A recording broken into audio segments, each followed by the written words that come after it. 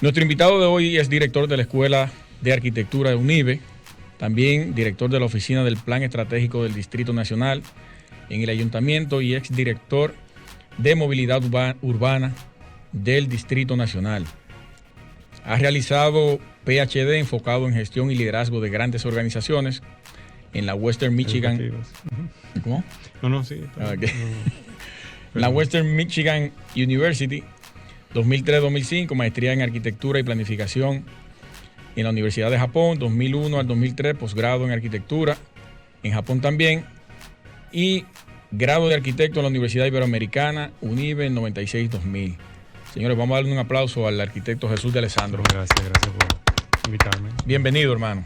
Bueno, gracias por tu calidez. Sí. Con ese currículum. Unos días detrás del profesor. Sí. ¿Qué va?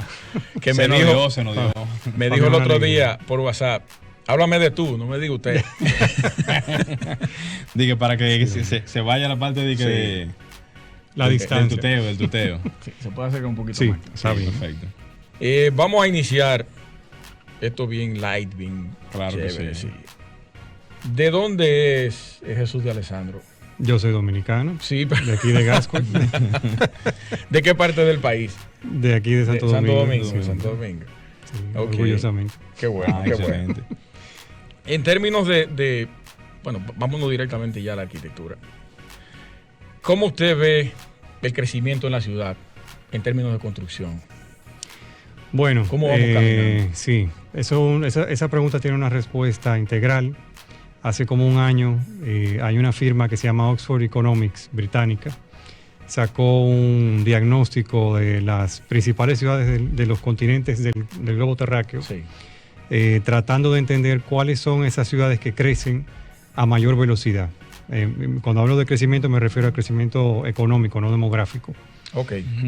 Y para sorpresa de todo el mundo, en Latinoamérica, Santo Domingo quedó como la ciudad, la economía urbana de más acelerado crecimiento al día de hoy y probablemente en un crecimiento sostenido hasta 2035. ¿Solamente Santo Domingo o eso comprende alguna otra área, por ejemplo? Todo el sistema metropolitano, Okay.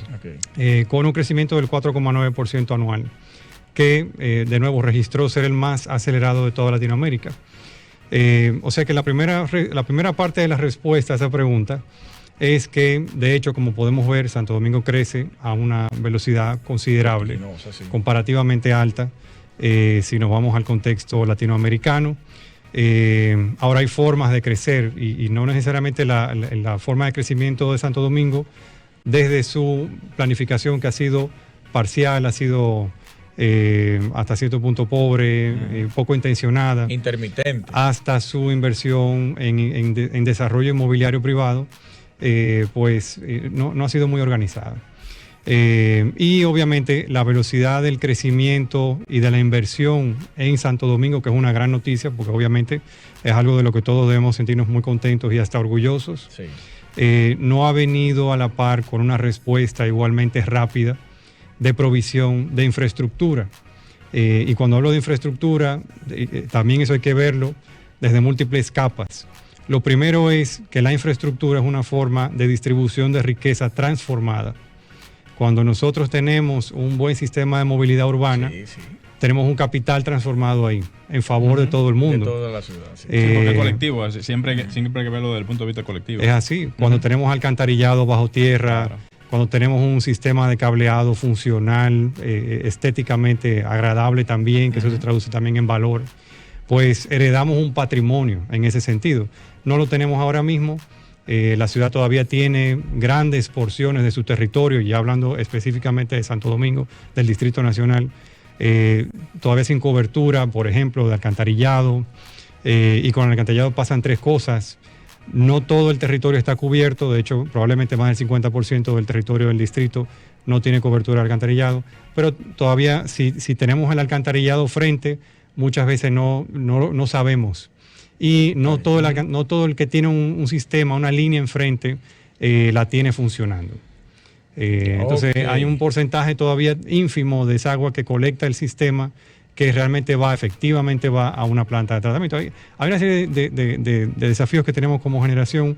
Obviamente esa no es la culpa directa de ninguna agencia estatal. No. Eso ha venido heredado. Hace falta un abordaje más proactivo, hace falta invertir más dinero en el capital transformado de la ciudad para distribuir, porque es una forma de distribuir riqueza.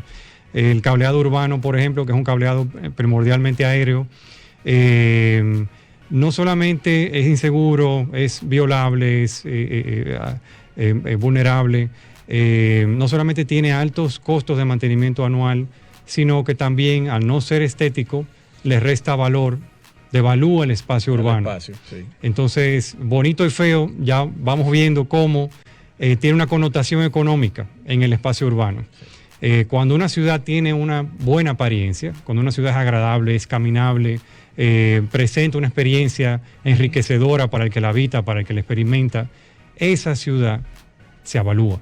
Eso fue lo que hicieron ahí en la zona colonial.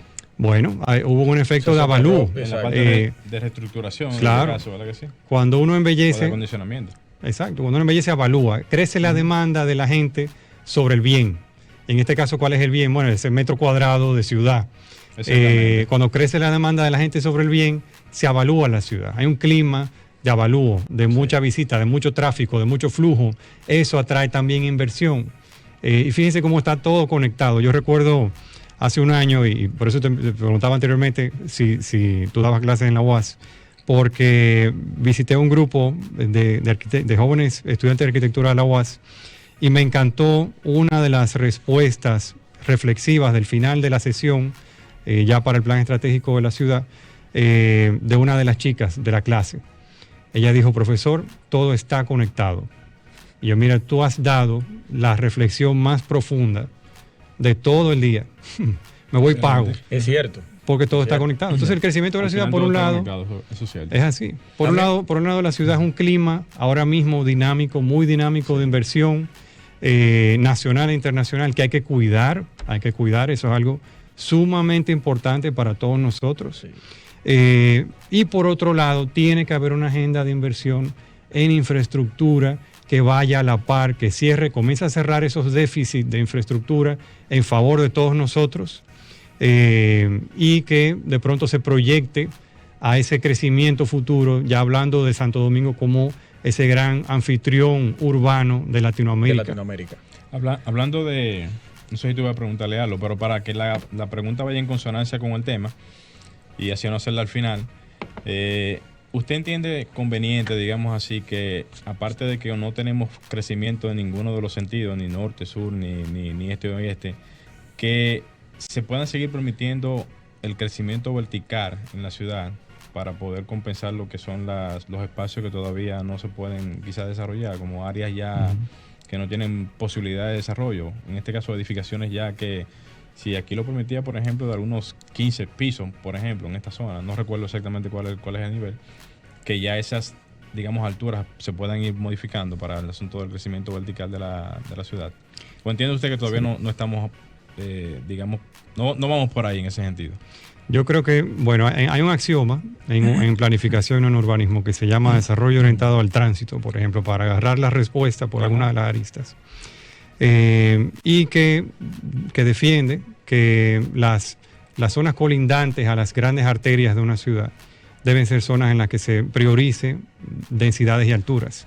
¿Por qué? Porque son fácilmente accesables, son fácilmente evacuables también. Hay una facilidad de acceso importante, y que debe sugerir de pronto que alrededor de estas grandes zonas, de estas grandes arterias, de estas grandes vías articuladoras, pues esté la mayor cantidad de las personas de una ciudad y la mayor cantidad de operaciones comerciales de una ciudad. Claro. El crecimiento vertical es una receta probada con buenos antecedentes de éxito. No es una casualidad que las grandes ciudades del mundo son ciudades verticales. En un sentido también general hay sus excepciones. Y de pronto nos ayuda, y te quiero dar primero la parte positiva de la respuesta, nos ayuda a proveer servicios a más personas de una forma más económica. Como todo el mundo está cerca, es más fácil, claro, es más fácil llevarle servicios de alcantarillado, servicios de cableado eléctrico, de data, de movilidad urbana, aglutinar a las personas de una forma sostenible, convivible, pues es una receta que funciona porque hace más eficientes las operaciones de una ciudad, acerca a los actores económicos también, es más fácil comenzar ya para los ciudadanos a emprender nuevas industrias urbanas, porque todos los actores están cerca. Nos sale más económico vivir también. No solamente le sale más económico al gobierno de la ciudad proveer servicios, vivir se nos hace más económico. No es más caro, no es lo contrario. Todo lo contrario, porque comenzamos a invertir menos en combustible, le sale más. Bueno, eso sí es verdad. Sí, le sale más. Haciendo la compensación. El tiempo que nos cuesta desplazarnos se fracciona. Podemos salir hasta caminando. Una ciudad ideal es una ciudad en la que la gente tiene todo cerca y no necesita tanto el carro y ni siquiera necesita tanto el transporte público de masas, que es algo absolutamente necesario también en el contexto dominicano. ¿Cuál es ahora mismo un gran desafío de cara a pensar en Santo Domingo como una ciudad primordialmente vertical? Y yo creo que tiene que comenzar a verticalizarse en algunos focos donde haya vocación para ello, pero no es algo con lo que se puede generalizar, porque Santo Domingo tiene también numerosos desafíos de conectividad vial, particularmente la circunscripción número 2 al norte de la avenida Kennedy, y al oeste de la Máximo Gómez, todo ese cuadrante hasta el río Isabela y luego entonces hasta la Luperón, tiene una conectividad vial muy pobre, a excepción de Cristo Rey, por ejemplo, que tiene un damero más organizado. Pero las calles son muy sinuosas porque persiguen una topografía, porque no hubo una planificación a priori. Y no solamente son sinuosas, son estrechas. El suelo tampoco es tan firme como en la circunscripción número 1, que es primordialmente roca caliza. Sí, así es. Entonces eso dificulta un poco densificar. Por lo menos en esa área para allá arriba. Exacto. Pero ellos sí disfrutan de un sistema de drenaje mejor, bueno, natural, un sistema óptimo por el terreno natural en este caso, ¿verdad? Sí, pero tristemente, muchas de las comunidades están desarrolladas alrededor de arroyos que tributan a la Isabela. Bueno, sí. Eso sí. Y vierten aguas negras. Desembocan ahí todo. Hay una planta de tratamiento por ahí. Claro, entonces fíjate cómo la reflexión de esta joven de la clase, de que todo está conectado, todo se conecta, hace todo el sentido permanentemente. A mí me llamó mucho la atención. Sí. En principio usted inició con el crecimiento económico de la ciudad. Pero tenemos a Colombia, Medellín específicamente, que desde 2004 ha sido la ciudad, o fue un ejemplo de ciudad a nivel mundial. Nosotros estamos por encima de Medellín en términos económicos. Yo desconozco el caso de Medellín, así que no pudiera opinar. Porque sería constructivo. Porque ellos sostenibles, en la parte sostenible, han sido el ejemplo mundial desde el 2004. No, fíjate que la respuesta que yo te daba anteriormente apunta hacia Santo Domingo como un foco de inversión importante, pero no como un modelo de desarrollo sostenible. Hay una diferencia muy grande. Bueno, en este caso, aclarado, de la parte constructiva. Era más que nada de la parte constructiva. Sí, es cierto. Sí. Excelente. Está bien. Todavía tenemos muchos desafíos. Está el tema de las aceras de la ciudad también.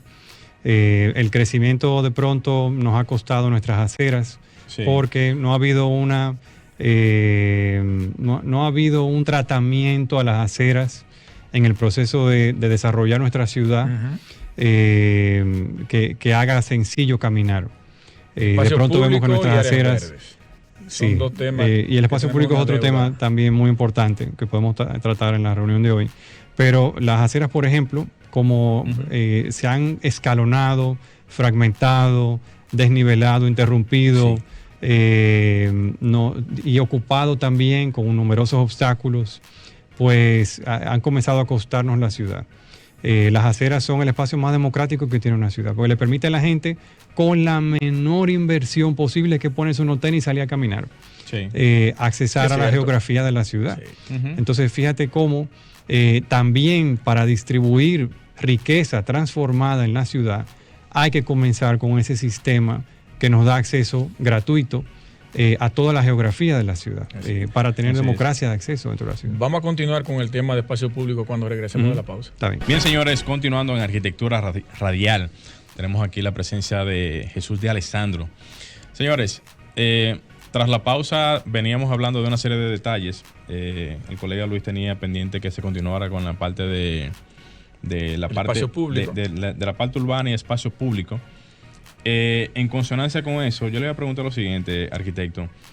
¿Realmente existe una, digamos, estructuración, digamos, entre Santo Domingo Norte, Santo Domingo, el distrito, Santo Domingo Oeste, de homogenizar lo que es, por ejemplo, la parte de acceso urbano? O sea, estamos hablando de que cada área tiene comportamientos diferentes en cuanto a manejos, pero desde el punto de vista de accesibilidad peatonal, yo veo que, por ejemplo, el lado de Santo Domingo Este tiene, por ejemplo, muchas calles que son, digamos, de poco tránsito a nivel, por ejemplo, peatonal, y quizás no se le da mucha importancia, pero aquí en el distrito sí.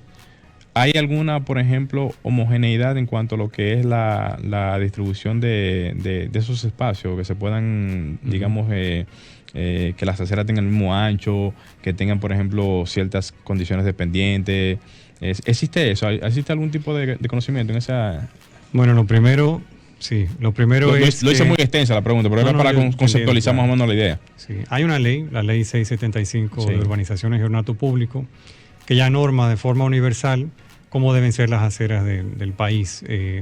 Esa ley tiene la virtud de normar todo eso, pero tiene el defecto, la desventaja de ser una ley anticuada, una ley ya viejita. Y nos encontramos ahora mismo leyes que están así en esa línea. Sí. Muchas décadas después de esa ley que se dio cuando Trujillo, no recuerdo el año específico, vemos un sistema metropolitano que ha crecido primordialmente de forma fortuita y que necesita ver todo su sistema de acceso reinterpretado. No hay una unificación de conceptos al margen, obviamente, de la sombrilla de esa ley 675, ya más específicos sobre la accesibilidad universal dentro del sistema metropolitano. Sí. Sí hay mesas permanentes de consenso, como la mancomunidad, y los esfuerzos también que hacen... ¿Y uso de suelo no tiene que ver directamente con eso? Bueno, lo que pasa es que el uso de suelo se enfoca más en determinar dónde se usa el suelo, para qué y por qué. Y para eso están los planes de ordenamiento territorial, que son planes complejos, con toda la complejidad que reviste eso ya tiene la que ver situación humana exactamente de uso de suelo. Sí, son muy aparte, porque eso es acceso vial y... Bueno, el plan de uso de suelo, el plan de ordenamiento territorial es un plan que norma todo el criterio de utilización del territorio urbano en una ciudad, y obviamente yo no creo que... No es un plan que aborda de forma específica la complejidad de las aceras, porque ya es otra discusión complementaria pero distinta.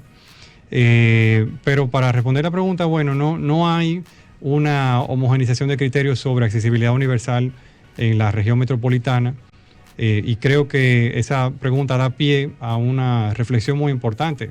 Debería haber una. Claro que sí. Y este es un tiempo de reinterpretar, y es un tiempo en el que nosotros los arquitectos tenemos que tener un buen oído, porque nuestra generación nos pide, más allá de la reparación del estado actual de las cosas, nos pide reinterpretar las premisas tangibles de nuestra sociedad. Lo que sucede ahora mismo es que a una clase, a todos los grupos de poder político, se les está demandando nuevos estándares. Y eso independientemente de la silla en la que uno se siente. Mi trabajo es obviamente 100% técnico. Pero eso tiene una implicación en la parte tangible de nuestra sociedad. Nuestra generación nos está pidiendo reinterpretar, más que reparar. Alguien me decía el otro día que yo tengo las aceras de mi casa enfrente dañadas. ¿Quién me las arregla? ¿Cómo yo las arreglo? ¿Cómo yo las reparo? Yo le decía, mira, fulano, esa es una preocupación absolutamente legítima, pero yo creo que este es el tiempo de preguntarnos si ese es el estado de las aceras, aún te las reparen, que nosotros realmente necesitamos. Hay muchas personas que en su frente colocan cerámicas. ¿Cómo se llama? Entiendo. Cerámicas. y rompen totalmente con lo que es, lo que debería ser una acera. Ahora mismo, los últimos 10, 15 años son años de replantearnos a nivel global, y ha comenzado esa campaña en las ciudades más importantes del mundo, la vocación real de las calles. Realmente las calles son primordialmente para el parque vehicular de una ciudad, mecánico, que quema combustible fósil. Yo leí eso. Bueno, porque realmente está sobre la mesa. Y la conclusión ha sido que las calles son primordialmente para las personas, espacios para la gente que camina, que también se comparte con las máquinas que se desplazan. Y eso nos lleva a pensar que la ciudad se está volcando hacia sistemas de transporte masivo eficientes en calidad y en cantidad, que permiten una desocupación de superficie que nos permita a todos redescubrir la ciudad. Porque ese desarrollo de la ciudad, que ha sido económico, ha llevado por primera vez en la historia de los dominicanos, nos ha permitido a la mayoría, a una cantidad sin precedentes de dominicanos, comprar su primer carro. Porque a la vista, considerando que todavía el transporte de masas no es suficiente en calidad y en cantidad, pues hacemos el sacrificio de comprar ese primer carro. Así es. Entonces, ¿qué pasa? Que en el distrito tenemos registrados 1 millón de vehículos de motor. Y tenemos 1 millón de personas durmiendo aquí. O sea, que hay un vehículo de motor registrado por cada persona, por cada bebé, por cada anciano, por cada individuo en edad de trabajar. Realmente esa proporción más el millón que entra 1 millón de personas en 400,000 carros más y 400,000 en horario laborable. La tasa de crecimiento de los vehículos de motor en el país, data que sale de la DGI, anda entre el 6 y el 6,3%. El 6,3% fue hace un año y tanto, y el último reporte anda que está por el 6, tasa de crecimiento. La población en el país crece al 1,1%. O sea que tenemos un parque vehicular privado creciendo 4, 5, 6 veces más rápido que la tasa de crecimiento demográfico del país. Y hay que preguntarnos. Esa comparación es fuerte. Y si tú te proyectas al 2030 creciendo al 6% anual, el parque vehicular se duplica en el 2030. No va a ser sostenible la ciudad. No se puede. No. Con relación a eso, hay un arquitecto, usted debe conocerlo muy bien, que para mí es uno de los referentes a nivel mundial, Villarque Ingles. El papá de Luis. Sí. Mi hermano, somos casi de la misma edad. Él, cada proyecto que realiza, lo relaciona o lo interconecta con la ciudad. Él le brinda a la ciudad un espacio público que pueda ser disfrutado con esa construcción. Se ha pensado aquí en exigirle, en algún momento me voy ya a la parte, no debería, pero a las constructoras o a cualquier otro ente que vaya a construir, que el espacio público que utilice, el espacio o el terreno que vaya a utilizar, lo devuelva a la ciudad, ya sea en espacio público o en área verde, ya sea en el techo, o que cree un espacio verde en algún lugar, que le devuelva a la ciudad ese espacio que le quitó. Sí, ¿Pudiéramos tener eso en algún momento aquí? Sí, hay diferentes dimensiones de acción en ese caso. Las escuelas de arquitectura jugamos un rol importante en ese proceso. Los departamentos de planeamiento urbano de los ayuntamientos juegan un rol también complementario. Y luego entonces los inversionistas de grandes proyectos inmobiliarios, que son los que hacen juegan un rol importante allí. Alguien me decía, ¿qué es lo que es arquitectura inmobiliaria? Eso suena suena frío, suena poco académico. Y yo a esa persona le recordaba, mira, el Taipei 101 es arquitectura inmobiliaria. El Bur Dubai es arquitectura inmobiliaria. Es simplemente arquitectura de inversión. Tú tienes un dinero y tú calculas un proyecto que te deja más por unidad de tiempo que lo que te va a dejar el dinero en el banco. Sí. Y te arriesgas ese capital en la ciudad. Y es un proyecto inmobiliario. No por eso ese proyecto tiene el llamado de ser un ejercicio vacío, ausente de significado, poco interesante y devaluador del espacio público. Todo lo contrario. Ahí es que surge la genialidad de un buen arquitecto. Debe Cuando tú logras, con todos esos confinamientos que son sociales y económicos, producir un gran proyecto que a nadie más se te ocurrió a ti. Y ese ejercicio de buscar la mejor opción para un proyecto dentro de esos confinamientos que son también plurales, comienza a realizarse dentro de las escuelas de arquitectura. Y hay premisas de discusión sobre eso. Pero yo sé que en las escuelas sí hay ese incentivo, los muchachos crean y realizan. Claro. Pero cuando salimos a la realidad, tenemos un bloqueo. Ya muchas veces por el cliente. El bloqueo mayor es el del cliente, diría yo. Porque hay clientes que tienen la intención, y disculpa que me metan en la pregunta, tienen la intención de hacer un proyecto así, porque yo recuerdo cuando estuvimos aquí en la presencia de Jermis Peña, ellos tienen un proyecto que se llama... El proyecto exactamente, por eso hago el comentario, porque ellos tienen un proyecto que se llama Vista 311, que es un proyecto que anda buscando inclusive una certificación LEED. Ese es el que tiene una fachada muy interesante. Exactamente. Entonces, ese proyecto tiene inclusive ese techo verde. Tiene dos. Tiene dos techos verdes, exactamente. Entonces ahí hay una intención, pero es de él. Ese es el que tiene una fachada ventilada de un lado. Exactamente. Pero esa intención la tiene el proyectito, o sea, el que quiere hacer el proyecto directamente. No, o sea, no siempre el cliente. Claro. La ventaja ahí es que Jervis es arquitecta, es una gran arquitecta. No, claro, lógico. Y ahí ella seguro tuvo una buena influencia. Sí.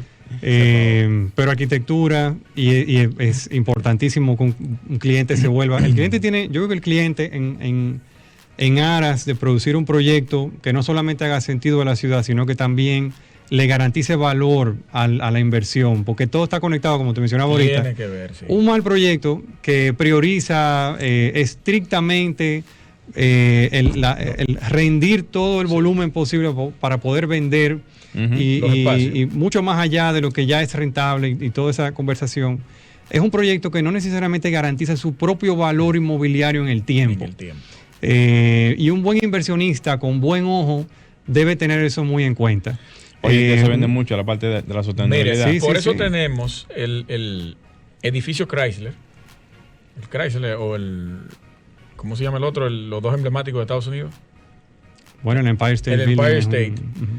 Está costando menos que un apartamento en Manhattan.